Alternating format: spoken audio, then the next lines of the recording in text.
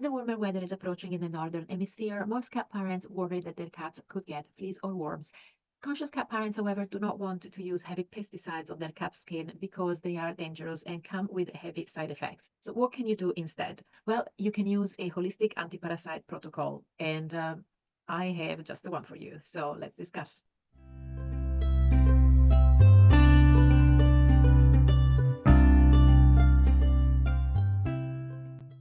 Hello, lovely cat parents. Paola Zanibelli Davies here, feline holistic care and behavior specialist, helping you and your cats live extraordinary lives together by unlocking the secrets of natural remedies and positive training, because not having alternative options should not be an option. If you vibe with these topics, hang around. I do not release a video every single week. However, I do release videos as often as I possibly can because I do love helping you with cat-related stuff. Now, today we're talking parasites and a specific type of parasite, actually. So parasites can be internal or external. And when we're talking about internal parasites in cats, we can talk about worms or we can talk about one-celled organisms. When we talk about external parasites, we are generally talking about fleas and ticks. This is just to give you a little bit of context about what kind of parasites we are talking about today. Now, when it comes to fleas, an important distinction that we need to make, first of all, is the difference between preventing fleas and protecting versus treating the fleas. So if you have an infestation of fleas and you need to treat the fleas, which means kill the fleas that are there, that's very different from using a protocol that is aimed to prevent and protect your cat from catching fleas in the first place. The reason why I make this distinction very clear is that most people are under the impression that conventional treatments are there to prevent fleas and to be used on a regular basis so that we keep preventing fleas from jumping on our cats. The issue is the conventional treatments are actually really dangerous because they target the insect nervous system, but they can also get inside our cat system and our own too, because inevitably we will touch our cats after applying these things, and we will touch our skin or our food, and we will not realize that we have this thing on our hand, and all of a sudden we are ingesting it. So conventional drugs have caused a lot of neurological issues in so many cats, and a lot of the times these things do not get reported officially. So it is our prerogative to avoid using these things whenever it's possible and try and use something more natural and definitely safer. However, people worry that these things are not effective. So we need to find a good compromise between using something that is effective and is not dangerous and definitely keeping these fleas away. Because yeah, fleas are pretty disgusting and you really don't want to have them on your cats. And I totally understand that. So these drugs are not really necessary in cold months when temperatures go below 13 degrees Celsius, because when this happens, when the temperatures are cold, fleas tend to die, and definitely they die under 0 degrees Celsius. But when the temperature is lower than 13 degrees Celsius, their life cycle definitely gets heavily affected. So ideally, if you live in a climate that is not too warm and especially goes below this temperature at some point through the night and through the winter, you can potentially only use things that are more natural and definitely safer. So another thing that we need to remember is that drugs are meant to kill whatever flea is present right now on your cats. So if you don't see fleas on your cats, it is useless to use these drugs. And also these drugs only target 5% of the problem, because in your flea population, if you are unlucky and you have one in your home or in your environment, only 5% are adult fleas.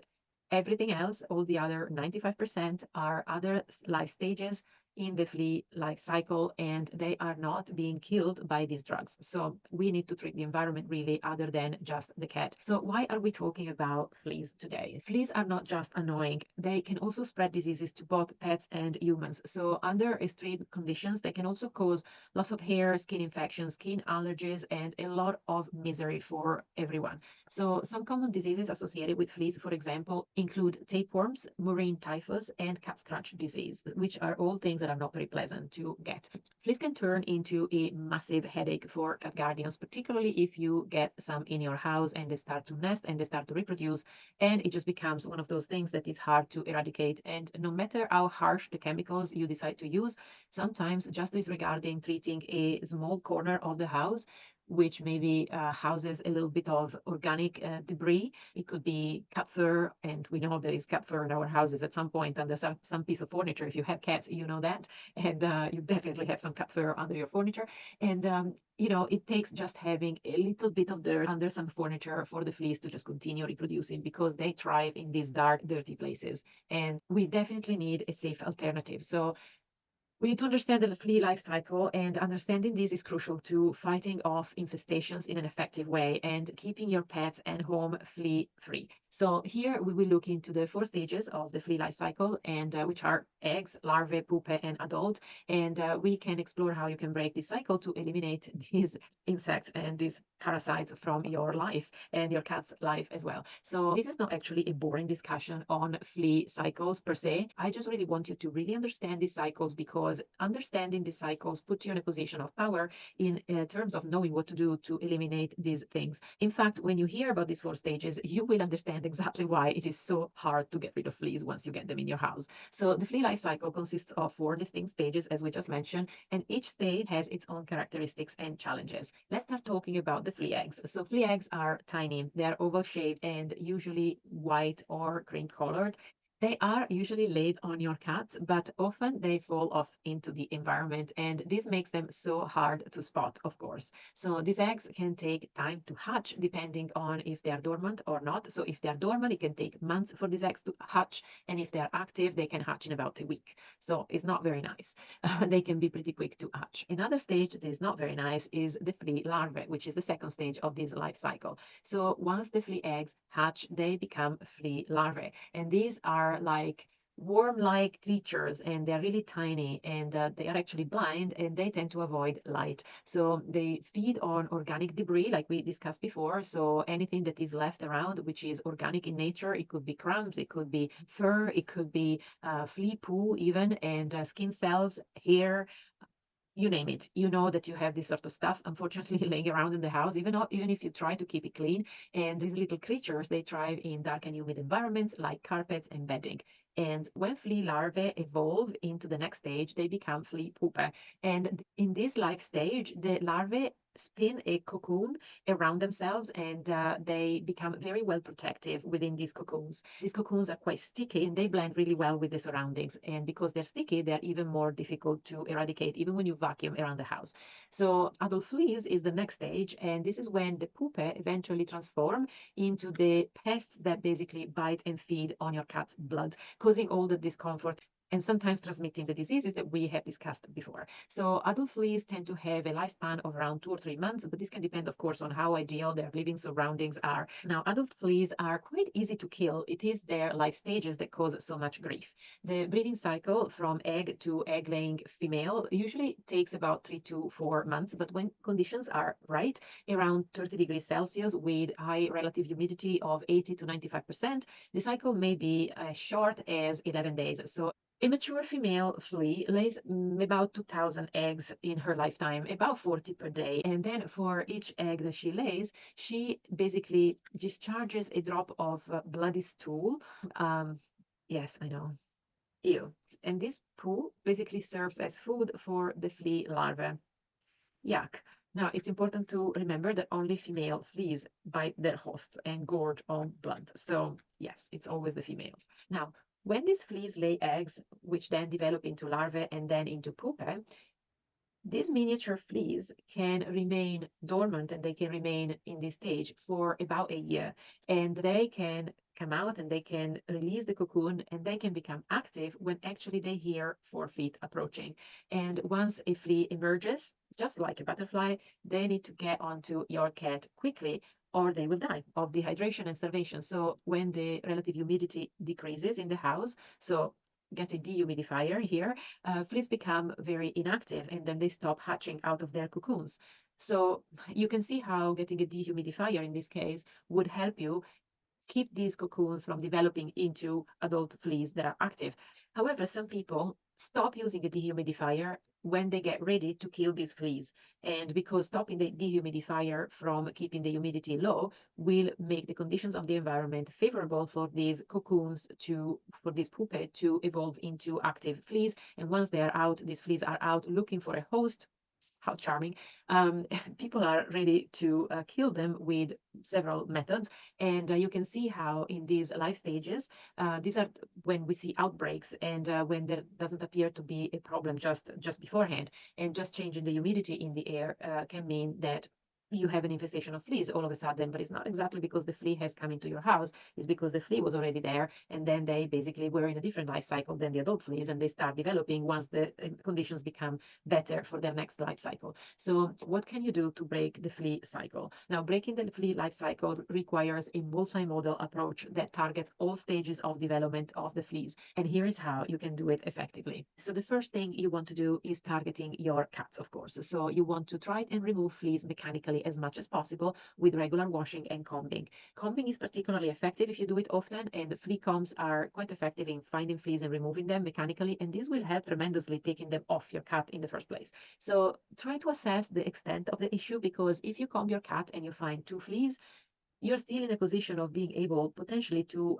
just address the issue with natural remedies. However, if you find 40 fleas, then maybe you have to think of something else, and maybe you have to use harsher measures, because at that point you are going to have so many fleas that you are going to drown in fleas. So, and we don't want to drown in fleas. So, if there are adult fleas, you might decide to use those traditional drugs that sometimes, depending on your situation and where you live and how warm the weather is where you live and so on, might be appropriate. You just have to keep in mind how dangerous they are and that they have heavy side effects potentially, which you definitely want to avoid if possible. So if you don't have a flea infestation, then the natural products that are safe to use are so many. And actually, if you do want a recipe for a fantastic spray that you can use on your cat, you can spray it on a towel and then towel your cat down before they go outside. If, for example, if you have time outside and supervised time outside with your cats, which, for example, I have, and I allow my cats to go outside supervised a few minutes every day.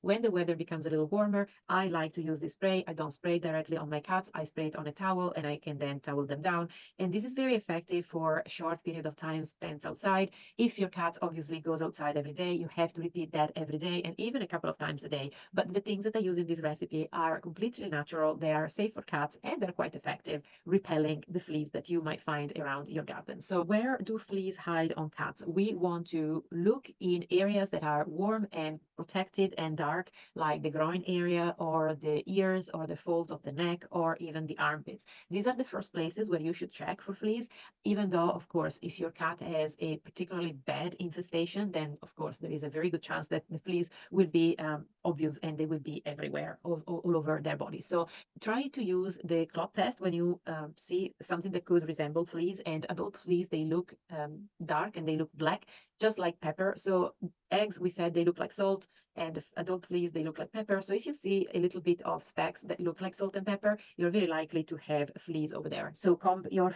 fleas out of the fur, and then take a cloth, a white cloth preferably, and then make it a little bit humid with water and take the fleas out of the comb. And once you basically use your fingers to spread these fleas inside the cloth, you can then open the cloth, and if it looks brownish, it means that they're probably fleas, because we know that this poo that is left behind, which is the dark stuff, and the white stuff will be obviously the eggs, as we said before, but we know that the poo that is left behind is actually bloody poo.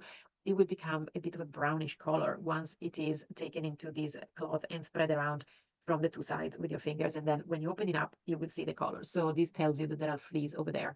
Now, you also want to target the environment, and you want to try and clean your home as much as possible, but literally you have to move every piece of furniture in your home. Is quite the job, because fleas and the larvae and the pupae, they can house themselves in carpets and in dirt and in fur, as we said before, and it's so difficult to remove them if you don't vacuum everywhere. So you literally need to get rid of everything. You need to wash all the soft furnishings at a temperature that is over 60 degrees. You need to hoover everywhere, as I just said, and then throw away the bag after every session, after every cleaning session. And then potentially you want to use steam on your carpet, because it is a completely safe thing to use. There is no chemicals there, but the high temperature at least gives you a chance to kill whatever is left in the carpet after you have vacuumed.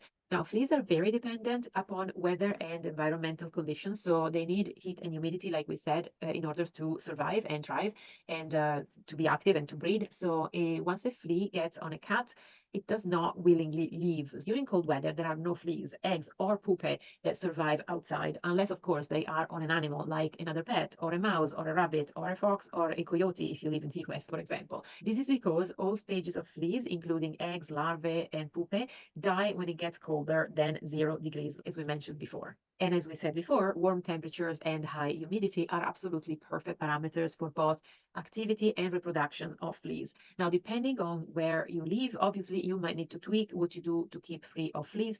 And the natural protocol that I offer my cat parents is made of so many different little actions, and they all target a different stage of the fleas. So when you put this protocol together, and of course, as I said, you can tweak it depending where you live. If you live in a very cold area, it's not necessary probably to apply all of them. But if you live in a place that is quite warm, then you can definitely apply all these elements because they target different stages of the life cycle of the fleas, and also they target different things. So we said that you can treat the environment, you can treat the cats, and there are so many things that you can use to keep fleas at bay. So as I said, I have a recipe which is fantastic. And if you do want this recipe, just click on the link in the description below and DM me the word no fleas and I will send it to you. A lot of people advise to use food grade diatomaceous earth to be sprinkled in the environment and also on the cats. Now, it's very important to note that you need to be very careful that your cats do not breathe this substance in, because it can be very irritating for the respiratory systems. But there are so many things in the environment that you can do, like for example, spreading cedar chips around the house and some rosemary dry herb in different corners. These are all things that flea do not like. And one thing that you can do in your garden, apart from sprinkling diatomaceous earth everywhere, is to use nematodes. Nematodes are amazing little creatures. They are invisible to the eye, but they do such an amazing job. And the best thing is that once they are done eating all the fleas, they are actually parasites, not to us or our pets. They are parasites to the fleas. So we are catching the fleas parasites with other parasites. And once they are done eating all the fleas in your garden, they will disappear and die and leave no trace of themselves either. So this is an exceptional solution for your garden. However, there are lots of things to say about nematodes and how to use that, and I will make another video on this topic specifically to help you using nematodes to avoid fleas in your garden. Now, one last tip that I would like to leave you with is, if you feed your cats a little bit of cumin every day, this is something that makes them smell in a way that fleas really don't like. So this can be an added way to keep fleas away. So you can see how targeting fleas from different angles and considering all the stages of their life cycle is so important to keep them away. And how do we get these things into our cats, and how do we build a system that is not time consuming, is easy to maintain? How do we treat the environment efficiently, and how do we use certain herbs and certain oils on our cats so that they are perfectly safe but they keep fleas away? This is what we talk about inside my membership, and I have so much more training in there to help you with this issue. But as I said before, if you do want the recipe for a simple spray that you can use on your cat, just DM me the word no fleas and I will send it to you. So on this note, I will leave you with all these tips. So I hope that this was super helpful for you. I will see you the next time, and until then, love your cats as much as you can.